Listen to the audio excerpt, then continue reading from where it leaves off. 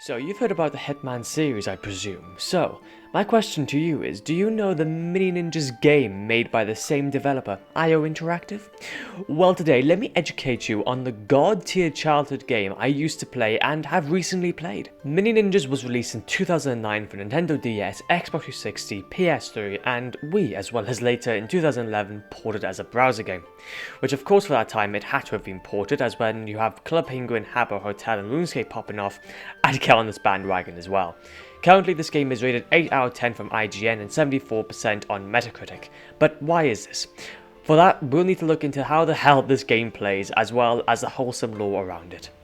You follow the ninja hero in a third-person action adventure where you use katanas, bombs, and shurikens, and especially Kuji magic, which is this game's forbidden jutsu, for different spells you find along your journey, which are disguised as 12 scrolls that use up ki as hero.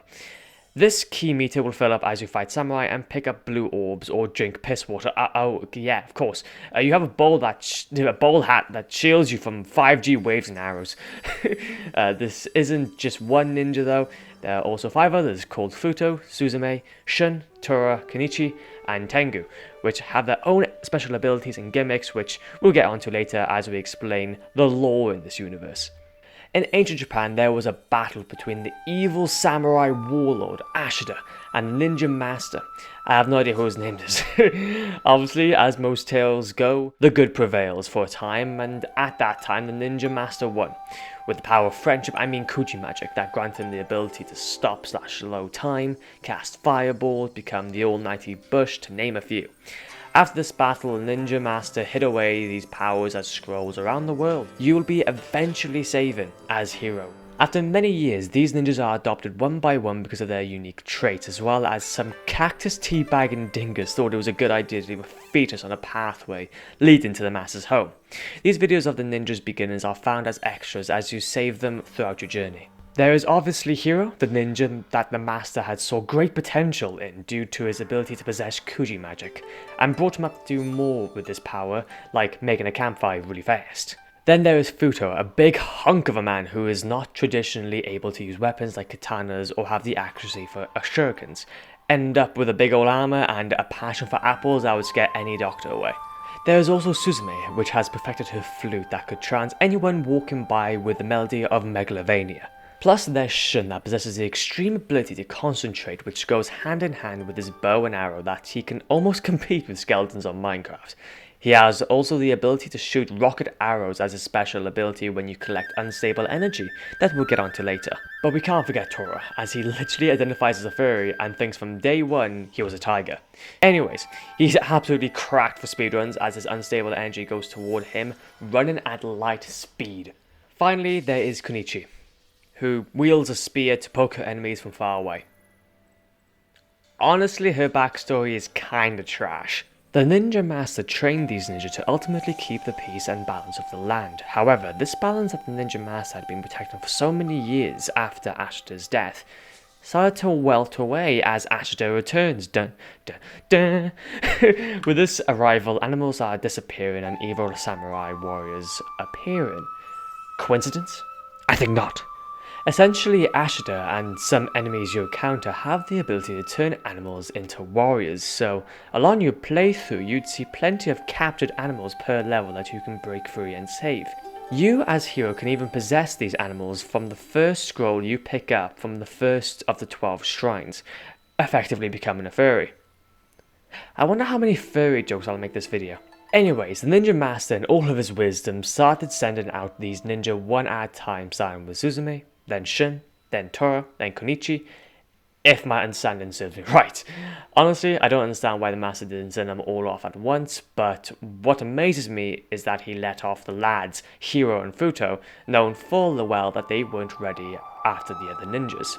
By this point, you start playing the game and go through the tutorial level about how to fight, sneak up and use unstable energy on enemies. The first two are self-explanatory, but as mentioned before, unstable energy is this game's special attack where once you obtain a red orb from either fighting enemies or drinking an unstable flask, You, as hero, for instance, can stop time and select what average enemies you'd want to eradicate. Oh yeah, of course, you got a leveling system as well, which is linear and just provides you with extra health to store more ki, or only upgrade hero special attack to more than just 3 enemies. When you start exploring the world, this is where I start singing its praises, as for its time I'd say it has a really unique art style where it's both cartoony but gorgeous, if you're in the right areas. Luckily there is actually a reward for exploring also, where in this world there are collectibles in each level that are called Jesus statues that are hidden. If you possess an animal actually, with the scroll previously mentioned, these collectibles do get highlighted with a purple smoke, so it's worth becoming my guy the bull and speed around finding these little shit. Oh, as well, other materials in the world do get highlighted as well, but actually yeah, this game has a crafting system, to an extent. You can find shrooms, plants, etc. to make potions as you unlock the recipes by talking to a guy in an alley, temple thing, where you can buy them with coins by breaking barrels, etc. But there's not much to it besides just click and craft after you get your bits. Like, not even an animation or something to hint that you've crafted something, beside a sound effect, which isn't a problem for a chill game like this, but could have been cool. Aside from Jesus statues and crafting materials, there's nothing else to collect besides special anemone flowers that you can offer to a shrine hidden within most levels to give hero another scroll to cast an ability. There are 12 overall scrolls with unique advantages that they can give the player. I wouldn't want to spoil every single one, however, to name a few, you can possess animals, summon a lightning strike, ice rain, or the big daddy of them all, a meteor strike, which you can find at the end of the game, and most importantly, if you want, you can become a bush. All of these uses ki to cast, which indefinitely shortens the meter that you have to refill back by drinking piss water, or like I say, getting blue orbs. Honestly, a lot of these are situational, and you wouldn't really use these as much.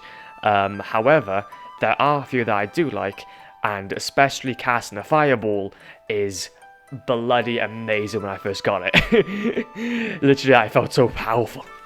Okay, so we've talked about gameplay, a more than sufficient amount of lore, so now what about the enemies, goddammit? What are we casting fireballs at? Well, these are a really interesting kettle of fish. There are 2 difficulties to enemies, being blue enemies, which are the easier ones compared to their red counterparts, which do more damage and have more health. And like I said earlier, with Ashida and some other enemies that change animals into enemies, they are actually according to the animal they change from. So, for example, smaller common animals like a frog, rabbit or raccoon will turn into smaller samurai that hold either a bow, spear or sword. These are the most common enemies you'll find and honestly are self-explanatory. Medium-ish animals like a monk, a fox, crane, boar, etc. will turn into ninja samurai, commanders and or magic samurai. Commanders are the easiest to explain as they just lead the normal samurai, however the ninja samurai is the most fun to fight in the entire game in my opinion, as they are quick, teleport and actually take a little bit more than just spamming attacks to beat. You do have a stun attack which I haven't previously mentioned, but personally I never even used it until I fought these guys, because you need to stun them and then attack them, repeat until you actually beat them, because they're either blocking or invulnerable to your attacks whilst they wind up theirs. Very fun, 10 out of 10.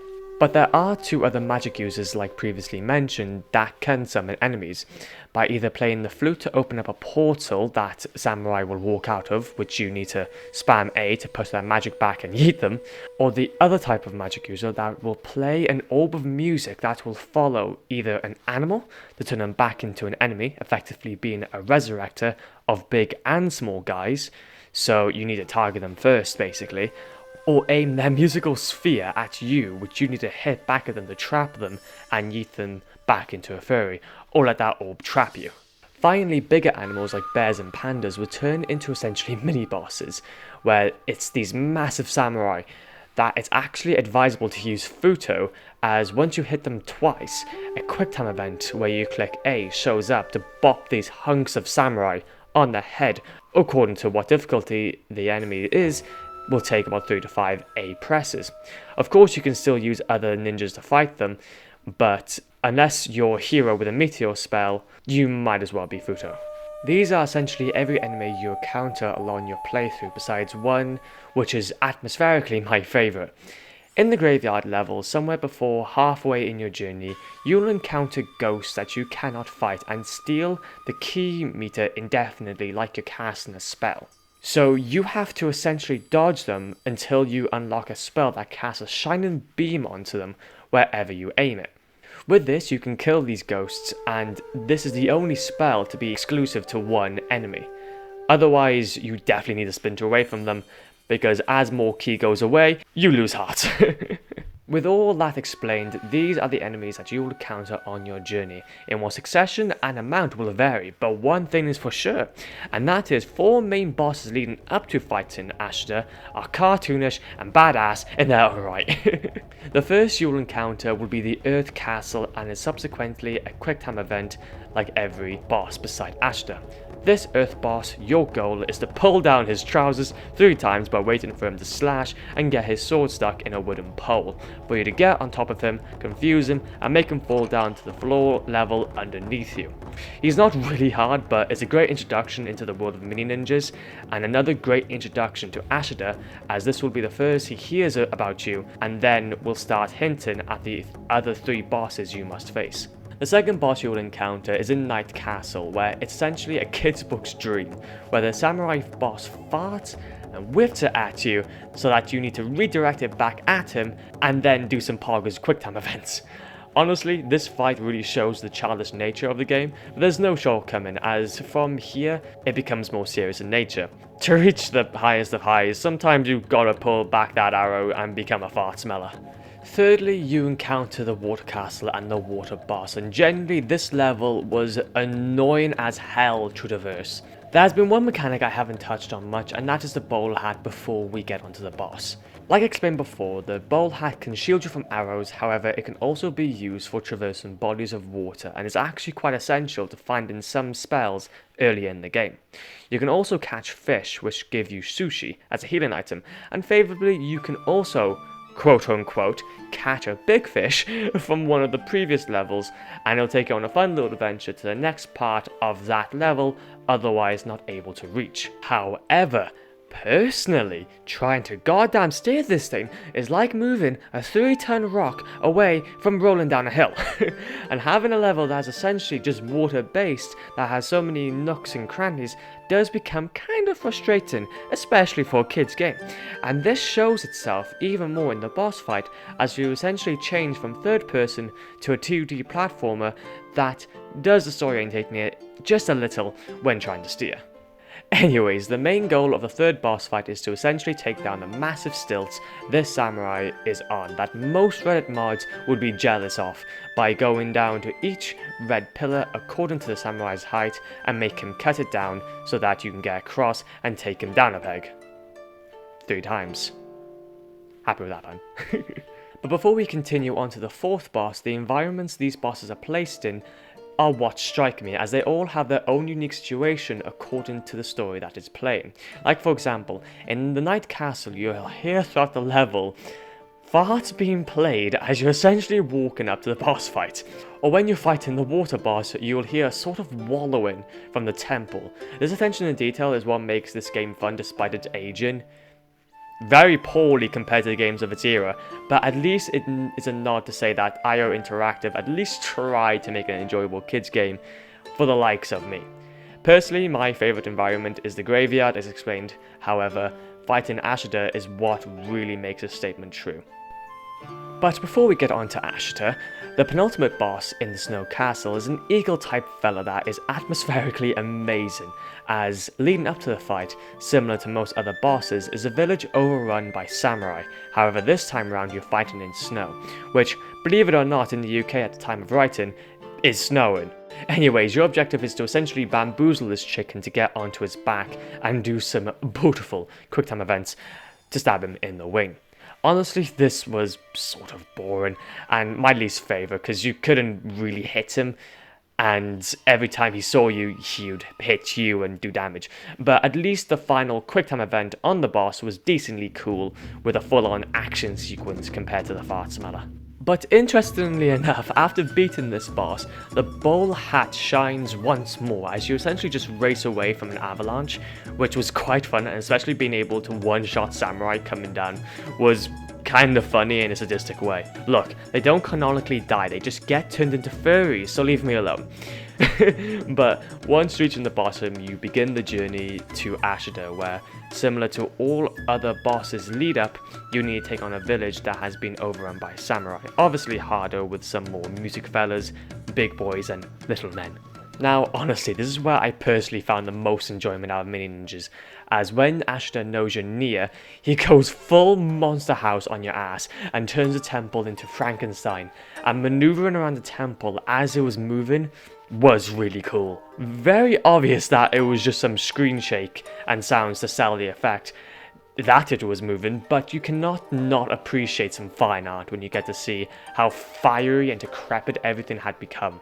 By this stage, everything had been smooth, but navigating a controller ninja was put to the test with many tight beams, fire, and samurai that cannot be understated as perfection. Especially platforming, being able to really use the arsenal of unstable energy to jump over to different platforms and immediately take out samurai was very satisfying. Plus, being able to sneak onto the roof and even see glimpses of ninja samurai waiting for you if you would have taken the route without checking, rewards you with what to expect and prepare you for when jumping down. But once you've navigated this huge maze, you reach the final boss area, or at least the door to the boss area. You get a ton of crates and vases, which you can get healing items, bombs, etc. to prepare you for what's on the other side of the dragon curtain, which you'll definitely need. Meeting Ashida for the first time, it was a real backwards experience, as genuinely I thought I'd roll him like his counterparts, but his attacks, man, were decently difficult. No wonder I don't remember much of beating him in my younger years, because I probably got my brother to do it for me.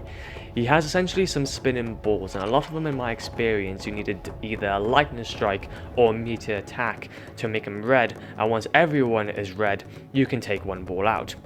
Taking a certain amount out will lead him to his first phase as you deal damage to him, and that is essentially a ice storm, similar to the spell you had. Easy enough to get around, as all you need to do was just sprint away from him. He'll do this a few more times, which then he'll come back down, and you go for another round of wall torture. Now, his second to final phase attack, his lightning strikes, again similar to the spell you have. However, these do ridiculous amounts of damage, and seriously staying in them for 2 or more lightning strikes will kill you at max health. I've died on this stage multiple times before I had to use a spell that slows down time to run away and let this attack phase out so that I could deal the final blow, as I could not run away fast enough because you can't change ninja in this fight, so I couldn't become the ultimate furry Tengu to run away. The fight has quite some epicness for a game made for kids and definitely has the difficulty to show it.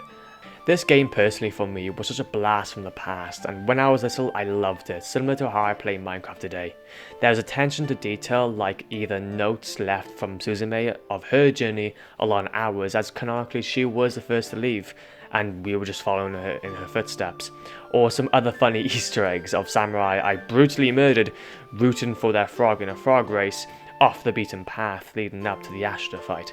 There isn't much replayability, as I was easily able to 100% the game in under 12 hours on a character where I got max level 15, 2 levels from the final boss fight. This does grant you the ability to possess small samurai with the scroll to possess other animals, which is quite fun to do. But as well, to 100% the game, you have to get 100 Jisu statues scattered across each level, which wasn't too difficult either, as I already had found most of them casually exploring the map on my first playthrough. I didn't get any achievement for these, as I was playing the PC port on Steam, which didn't have any achievements, which is also kinda sad, man, come on. But honestly, the PC port is kinda poo already, and has 2 major issues at the moment, and that is the game can run quite badly from what I've heard, and the sound it can make is like a white noise machine. There wasn't much thought, it seems, when porting over, and the community members on Steam have tutorials on how to fix these issues, and I'd strongly suggest you follow at least the audio if the game runs fine, as I'd give you an example of how it can sound.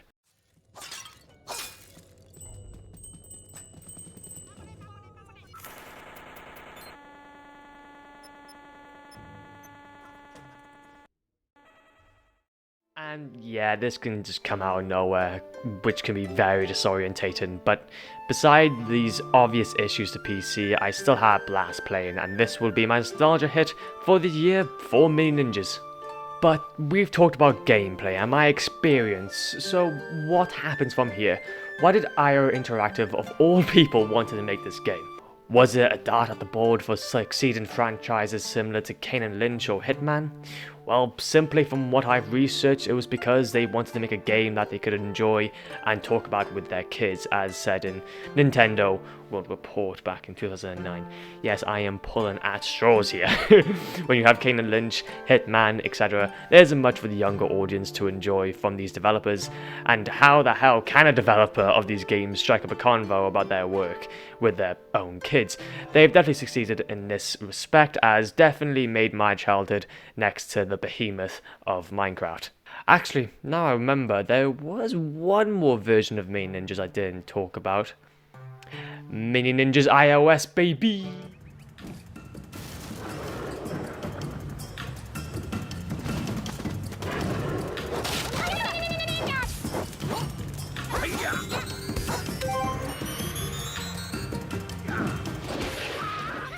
Absolute masterpiece, you can use ninja moves! Anyway, what's funny about this is that by being 69 pence on the iOS store, funny number, you get essentially an endless runner released in 2016 with the main protagonists. Honestly, I would have copped it if it wasn't preoccupied with Hill Climb Racing, Shadow Fight 2, and Minecraft Pocket Edition. The good times. This is just me on a tangent, but genuinely when I was a kid I was obsessed with ninjas. Like Shadow Fight 2 was literally god tier for a simple, young-minded kid like me to fight ninjas on the go. To then play Mini Ninjas on my console, to then goddamn name myself Ninja Kid as my Xbox username. I have an affinity for ninjas. Oh, and I also got a black belt in Taekwondo at 13, so I may have more than just an affinity for ninjas. Anyways, now, as the video essay craze continues on YouTube, what is the speedrunning scene like? Do we need to develop game-breaking strats so that we can save 0.01 seconds? Currently the record for beating game with glitches stands at 52 minutes 05 seconds. From Fructosaurus